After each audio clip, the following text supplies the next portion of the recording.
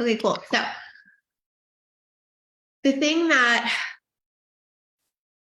I think drives the most rapid growth, and we'll use some examples here, but the thing I really want to talk about today is having a really unique niche and message or really clear price differentiation. Hey, Steph. Hey, Renee. Yay. So happy to see y'all. So either you're like very niche and specific, or you have really, really, really clear price differentiation. We're going to get into some of like the blue ocean concepts around that I think are helpful, but I feel like it's really just helpful to say those things because I think sometimes it can feel like such a mystery of like, oh my gosh, what makes someone grow rapidly? And I can just see it in my clients so much. Like I have a client who last year she went from making 300K the year before to making $1 million last year. And the single thing that did that is she has a really, really, really specific niche, right? And I think when we hear that, it can be like, okay, well, so I must have a specific niche, but that isn't true. So we can talk about that. But also, I think that it can feel like, oh, there's more to it than that. Or like, that was like old advice, but what's like current advice kind of thing. Oh, I didn't tell you I was live, Michelle. That is so unfortunate. I'm so sorry about that. Hey, Jess. I'm glad you love it.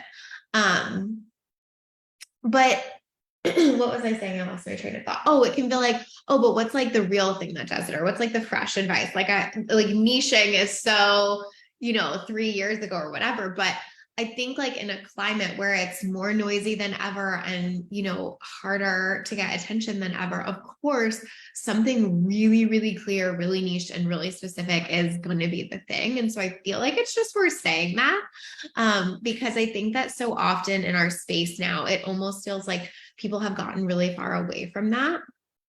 And it can be like, oh, that's not a thing anymore. Or like, oh, should I not have to do that? And again, nobody has to niche. Like, let's talk about the differences of that. Or nobody has to have price differentiation, but there are going to be like more challenges to really, really rapid growth if you don't have something that's going to set you apart. You know what I mean? Hi, Lisa. Thank you for being here. Michelle's like, I got it. No worries. Don't even need Facebook to help. Love it. Kate said, I think people need to be able to quickly identify that you are for them 100% or that. I mean, I think that you solve their problem, right? I feel like, when we're talking about like the coaching industry or whatever, I feel like a lot of coaches come in and like want to kind of solve a generic problem. And then they're like, why am I not growing that fast? And like, that's usually why. And so I kind of just wanted to bring it back to basics and be like, yeah, like these are things that create growth in different ways and don't. I want to like give you some examples on that. But, price differentiation is also a thing to an extent, right? Like, for me at A Lit Up Life, I really think that's one of the ways that we have grown is that we have a really, really different way we price. I definitely am not super niche at all. Like I'm quite general. I mean, my framework is mindset, strategy, and execution. Like come the fuck on, right? It's like quite general.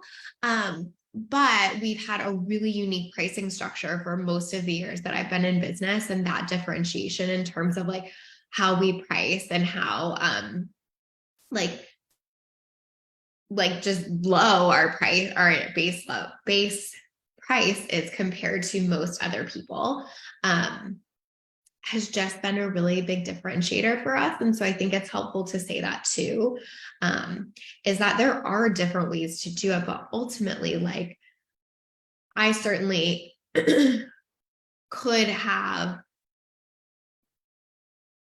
like insert whatever is important to you here, like a bigger following or more interest or whatever, if I had like a very, very, very niche message, you know what I mean?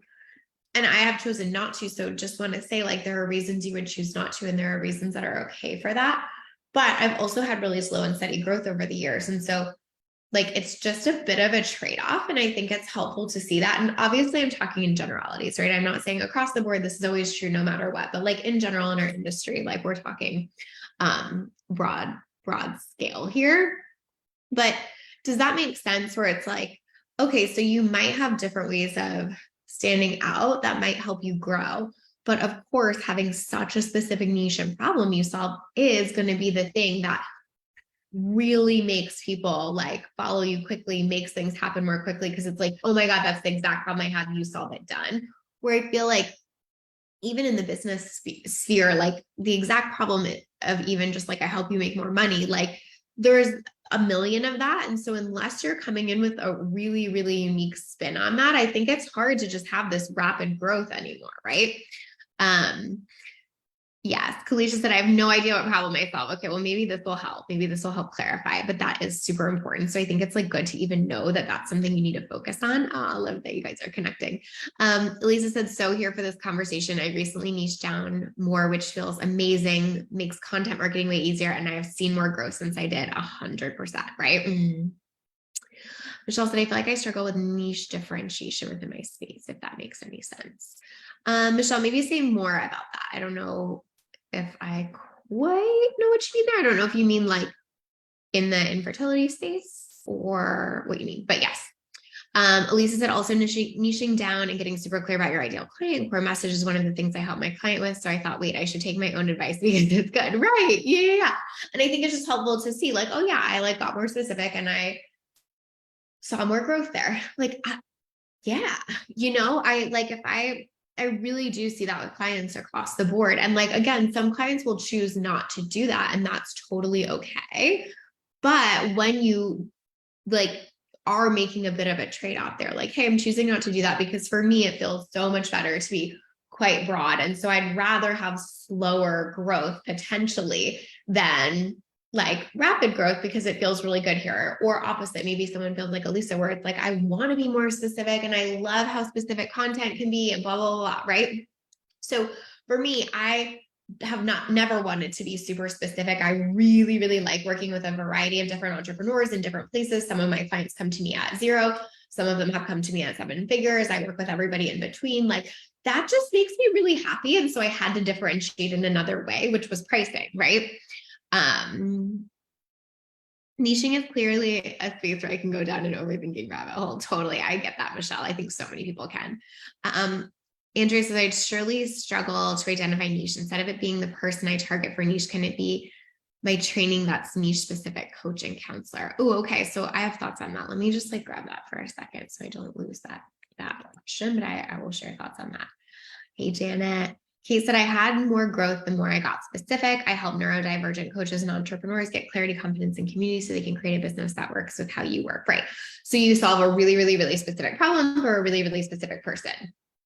That's giving you more growth. I think that's a no-brainer, right? And I think that that's just, again, like, thank you, Kate, for sharing that. Thank you, Elisa, for sharing that. Just like having those examples of like, oh yeah, that makes sense because that. And I think it can feel like, oh, well, is that niche really small? Like neurodivergent coaches, I don't know. How big is that? And we can get all in our head about like, is that going to be enough people? But it's like, what's that Seth Godin quote, right? Like, no niche is too small if it's yours. Like, it really does make a difference to go specific, even if you feel like maybe there are like less people in this specific thing, but it just attracts them more quickly, especially in, I think, like the online space where like our attention span is just like that of a gnat at this point. Feeling like you can really identify very quickly, like, oh, this is the thing I want and need to solve is really helpful. And if there's more to it than that, then it usually does create a longer timeline to growth, right? Like when I look at my Instagram, for example, I don't think that it does that. Like, I don't think someone could really, really quickly come to me and be like, oh yeah, you solved this one exact thing for me. Great. I'm done. Okay, cool. That's what I'm working with. Like, that's fine for me at this juncture and stage of my business. It works for my business model. But, and here's something I'll share is, there are so many people in my space that there are tons of coaches in my niche embracing. Okay. Steph, are you just saying you feel like too many people are niche? Elisa said, I love how you talk about it. I feel like niching down can look so differently for different people and businesses, like specifying who you're working with, how you're working with them. Right. Totally. So a thing that I'll say here is I feel like I have a lot of contrast in my business life in this because I also have Dateable, which is so niche and so specific. And then I have a Lit Up Life, which is like very general, but I think we're set apart with price differentiation. But even that's changing because I think so many people in our space are using revenue share now. So with Dateable, we are so niche and so specific. I don't know anybody in this space that's talking about data in the way we do, or that has an offer like we do around data. And that creates two things. One is the amount of people that ask me to like come talk about Dateable and data and stuff like that is just like exponential. It's almost like everyone I talk to that I like mentioned something about data or Dateable, they're like, oh my God, you should come talk on this. Oh my God, you should be on my podcast, this, that, whatever, because it's just so easy and obvious. And it's like so easy for them to be like, oh, I've never had anyone talk about that. Yes. Like that quick clarity is there so much. And it's not like I, of course, don't get asked on podcasts or stuff at A Lit Up Life, but it's different. It just really is. Right. And so I think it's helpful to see that. But I like both businesses. Like there's nothing wrong with either. And I like the choices I've made in both, but it definitely is different how people react and respond to one versus the other. So I just kind of wanted to say that because I think it's helpful. Even like same thing with Dateable, like a lot of people will be like, oh, I'd love to be an affiliate for that.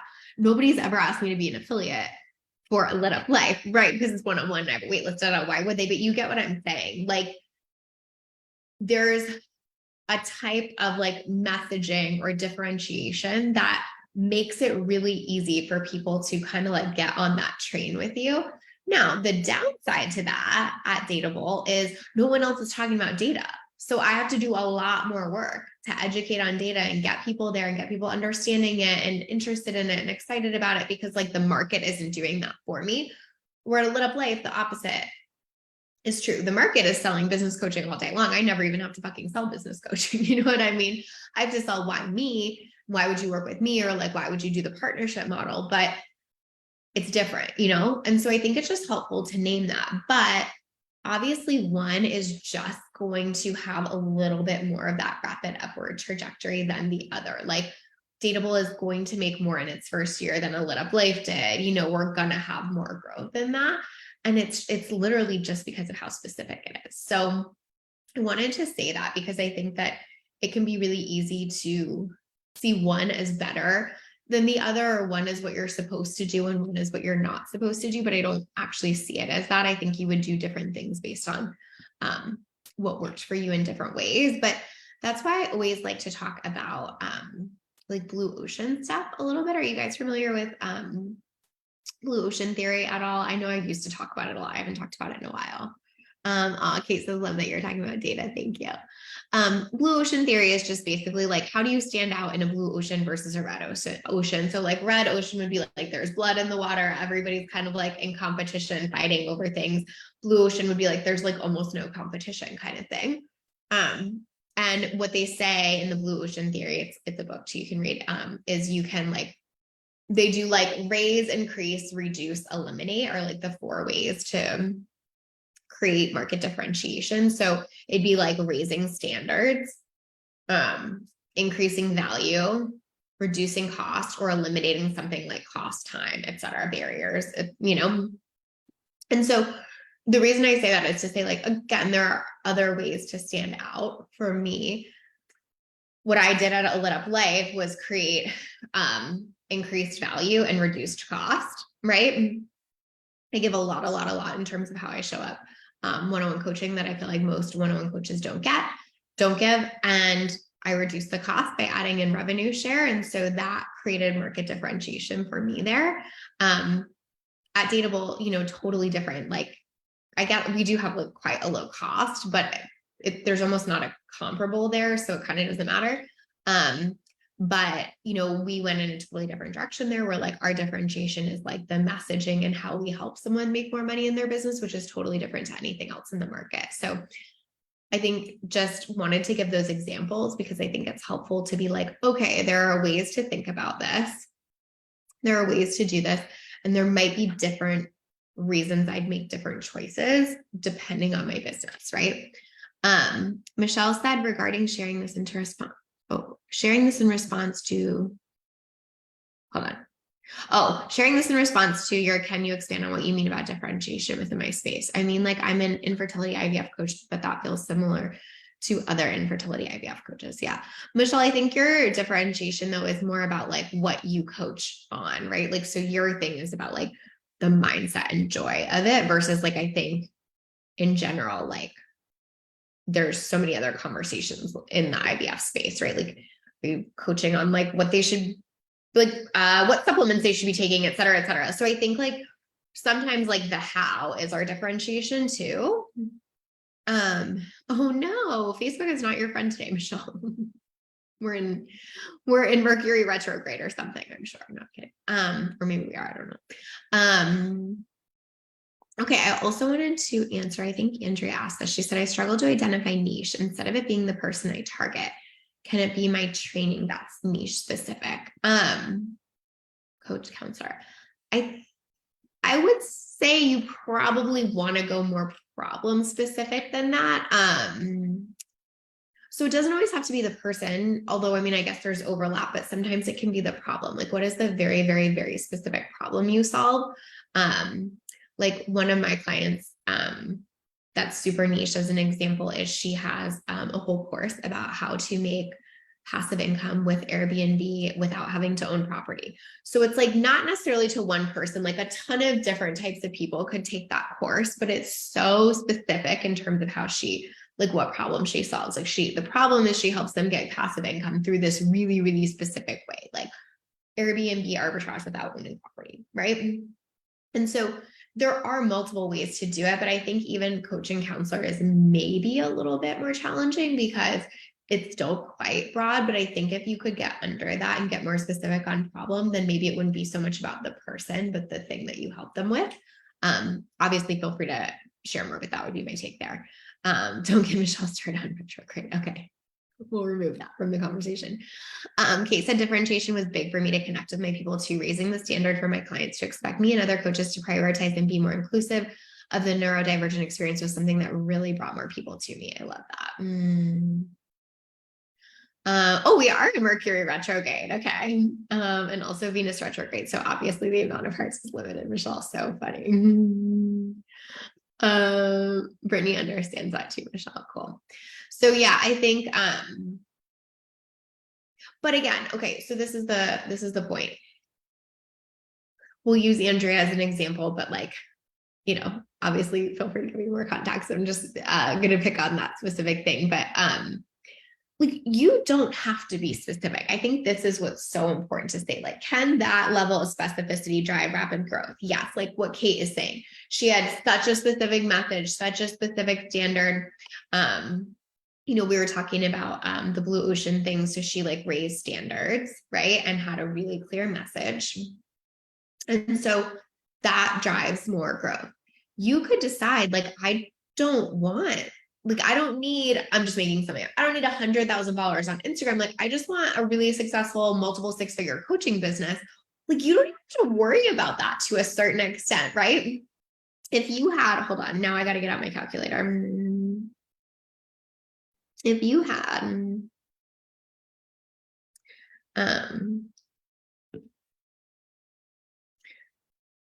why I have to do this right now, I don't know, you guys, but I do. My brain does. Okay. If you had a program charging $7,000 for coaching, which like I feel like is relatively cheap by our industry standard at this point, 7K for coaching, and you had 28 clients, you made it over 200K that year, you know? Lazy says, hold on, let me math for a second. Always. That is always it. That's how my brain works. We're your people. Yes. But I think that's important to say because I think sometimes we're like, oh my God, I need rapid growth to have any of the success I want, blah, blah, blah, blah, blah, blah, right? And it's like, or if I do the math, I need like 28 clients to have a multiple six-figure coaching business. Like I don't have to feel all this pressure to be so niche and so growth driven and so blah, blah, blah, right? Like to have the life I want or the business I want, I need 28 clients in a year. Like actually what would probably like serve me really well is to go out and build relationships with, you know, 100 people, and I'd probably get 28 clients from that. And so I just want to share that to say like, we don't need to like pedestal this as like the end all be all. But I also think that sometimes what I see people do is they don't want a niche, right? But they also want the rapid growth and they feel a lot of tension there, you know? I'm assuming you guys are talking astrology and I'm missing it.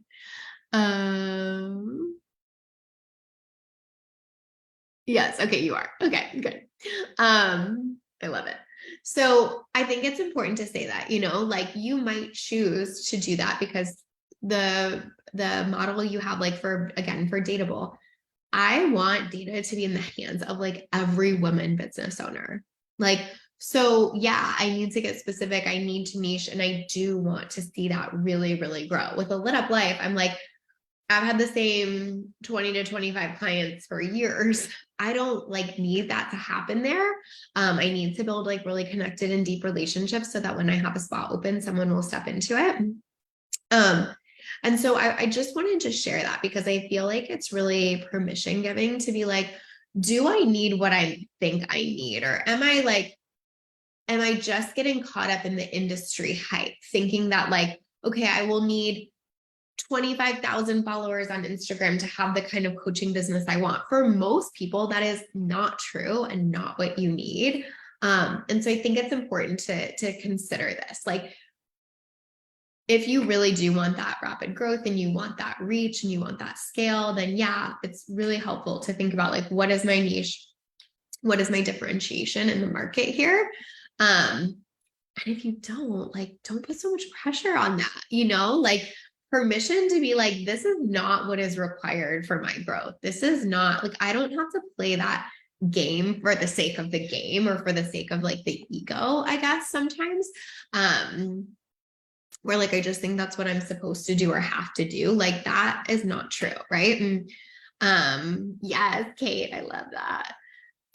Sarah said, I've been struggling with niching or not. I feel like I'm too broad in general. So this is validation that I need to embrace the niche concerns that I've been debating with. Oh, I love that. I'm so glad that this like found you in the middle of that. Feel free to share more with us, Sarah, if you want, but totally okay. And I love that.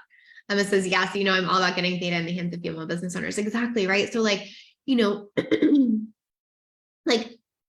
like there might be, and Emma, I think this is a great example for you too. Like, I think that you're so passionate about that. And I know that you love to do that in a more like hands-on high touch capacity right now. And so like for you, like you might get really specific or you might go broad with that. And like either could work depending or like you might change your mind along the way. But I think it's like cool to be like, there's almost always a choice here, and I get to choose like what kind of business model, what kind of like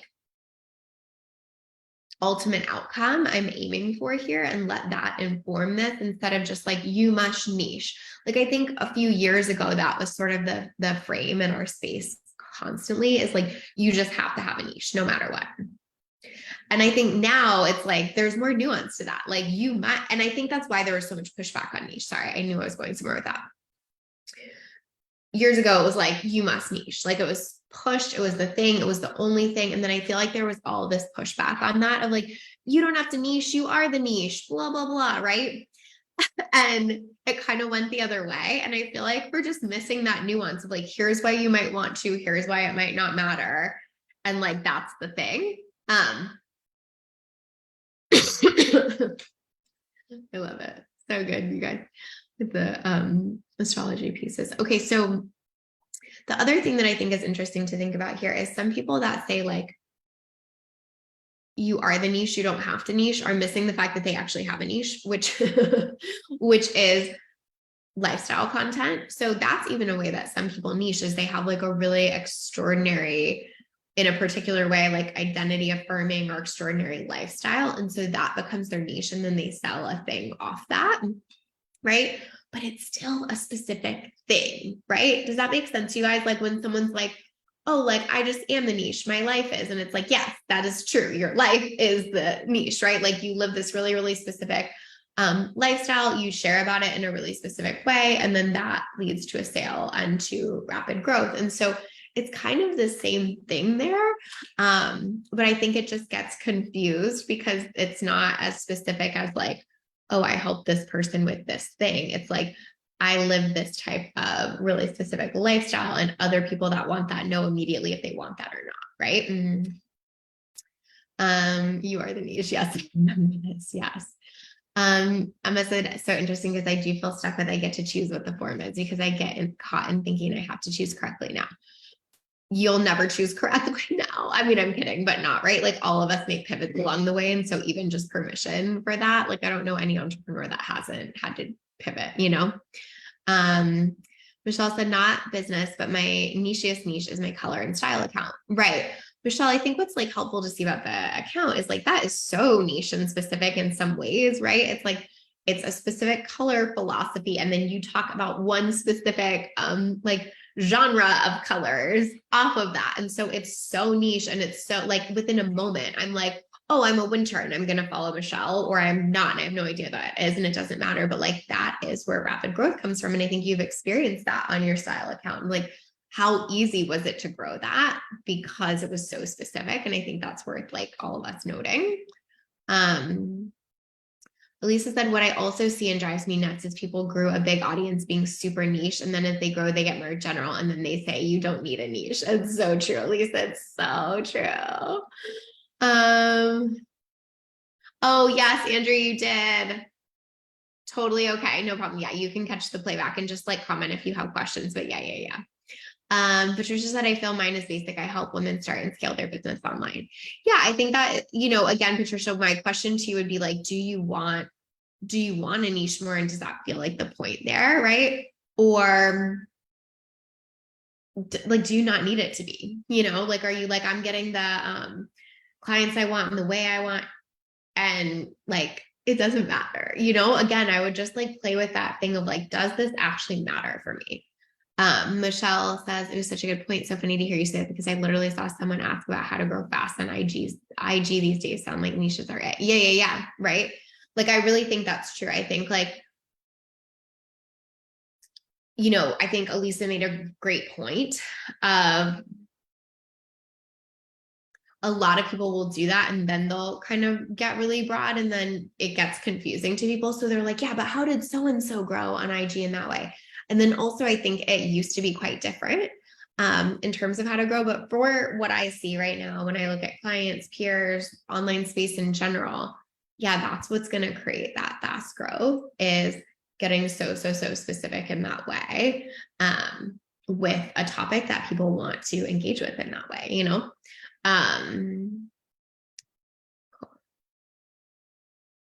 Andrew, yeah. The gist of what I said, just for like context, was basically like, I think that's probably still quite broad to just say coaching counselor, but I don't know that you have to pick the person either. I think picking the problem is really helpful there. You know, like using those skills, like what is the exact problem you help them solve, and maybe looking at it from that angle versus just having to pick a person. Obviously I said a little bit more there, but like that's my that's my Cliff Notes version. I'm definitely feeling the pull to niche more, and it's been so fun to explore. Yeah, love that. When I first started through IVF, it was very IVF specific and about helping women navigate that season. Yes. Yeah. And I think like there's a specific way you help them navigate that season. So that's really like a way to stand out as well, you know, like kind of like my client that I was talking about earlier, like technically her result is passive income, but there's this like very niche specific way she helps people create it. And so that is the big differentiator there. Nova said, thoughts on super niching each specific offer and not the whole business. Each specific offer and not the whole business. Nova, can you give me just like a little bit of context there? For some reason, my brain's having trouble processing what you're asking. Do you mean like have a different type of solution you offer in different, like for each offer? Tell me a little bit more. Emma said, I think there's also a question fine line of how niche to focus. Like I only work with women who do fitness coaching, who make 100K, who have families whose birthdays are in January. There's a point where it cuts down on your potential audience, right? Yeah. And that's a Brittany thing too. She said, sometimes it feels scary to niche down, like you're losing potential clients, right? So I have just never, ever seen someone where that was their concern, where it was actually an issue, if that makes sense. I totally hear it. And I know our brains go there. And I certainly felt like that when I started coaching, but I have truly, in the almost 8 years that I've been doing this, I've never, ever seen someone or said to someone like, you know, I think you're just too niche and that's why it's not working. Like that, I just haven't seen it. You know, even if you thought about like, this is an example, like, okay, only they have this type of business, they're making this type of money, da, da, da, da, right? Like you might have to do extra work to go find them and build a connection with them. But if you get in that circle and you're serving those people and then they know those people, et cetera, et cetera, et cetera, like that shit always still grows. So I don't know. I mean, I get that we can all be like, oh, I want like an abundance of potential clients, but I think sometimes that leads us into being so general that we're never really attracting someone. And usually when we can really, really get that attraction point with like a few of the right people, that's when it grows. So I would say that's like less of a concern than it can feel like. But I also get what you're saying, Emma, where you don't need to like go nuts. And I think that's what niching got pushed back on so much in our industry a few years ago, where it was like, you know, or even ideal client stuff, where it was basically like everything but like here's an example. It would be like, what does your ideal client love to do on the weekends? And I'm like, well, I help with what she does during the week, which is build her business. So like, I don't give a fuck what she likes to do on the weekends. It like got silly kind of, do you know what I mean? Where it was like, what is like, we're answering questions that have nothing to do with anything. And then we're calling it a niche or an ideal client. And that's not really relevant either. So all that to say, like, I don't think you have to worry so much about limiting the audience, but I do think that there can be a point where it's like, it gets so crazy. Like your example, most of what you said makes sense until we're like birthdays in January. And again, I know you're just making that up, but like that one is like, this has nothing to do with what I do, but like a certain type of business that makes a certain amount of money might have a lot to do with what I do. So I would say like, that's where we're kind of trying to find the line on this, is like not getting specific just to say we're being specific, but getting specific around like what the offer is, you know? Yeah, Elisa said, I support online entrepreneurs in the beginning phases, which is quite general, but I help them with their visibility psychology, which is very specific. Love that. Yes. So great to hear for anxious minds like mine. Yes. Nova said, I meant super niching each individual course or program differently rather than niching down my entire business. I think the thing that can be hard about that, and obviously feel free to give me more context, is it can feel like you have multiple audiences for each of the different offers. And so that can be really hard to balance sometimes, because it almost feels like, you know, I'm just making something up, but say you have like 3 really, really niche offers that are all different, then it can almost feel like, well, then you also have like 3 different audiences you're trying to maintain at any given time. So I do think that that can be confusing, but tell me if you are thinking about that in a different way than I am. And I'm happy to provide more thoughts there, but I do see that typically adds confusion to a business.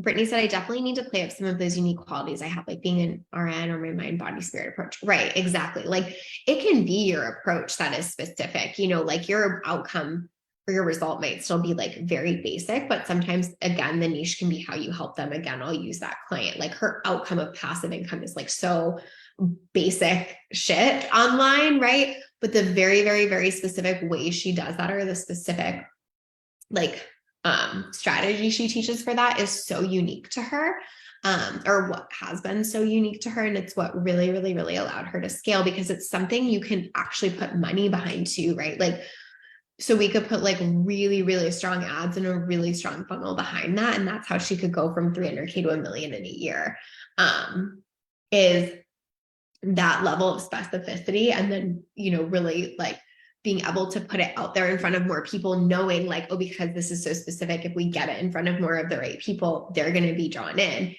is really hard to beat, right?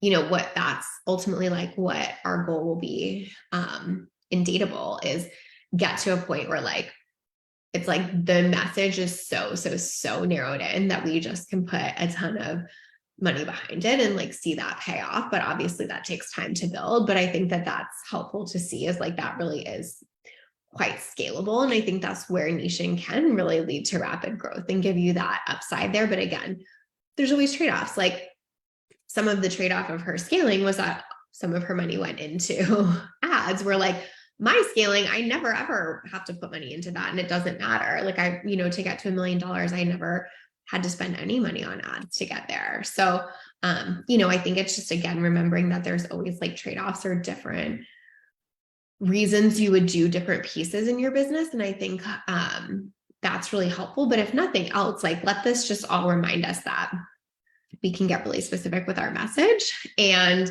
that's never a bad thing. And you know, that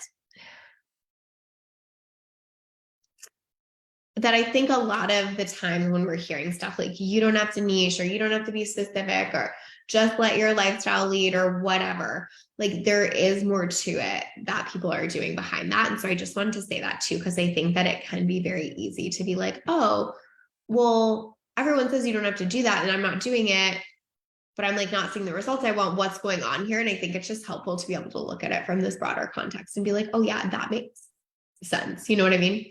Let me look at my little notes here and see if there's anything I wanted to share on that.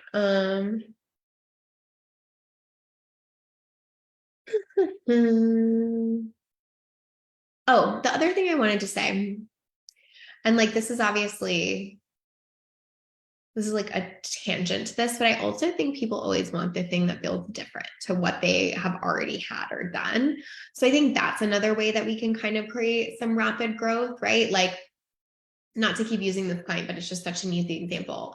The client who teaches passive income through Airbnb arbitrage without owning property, right?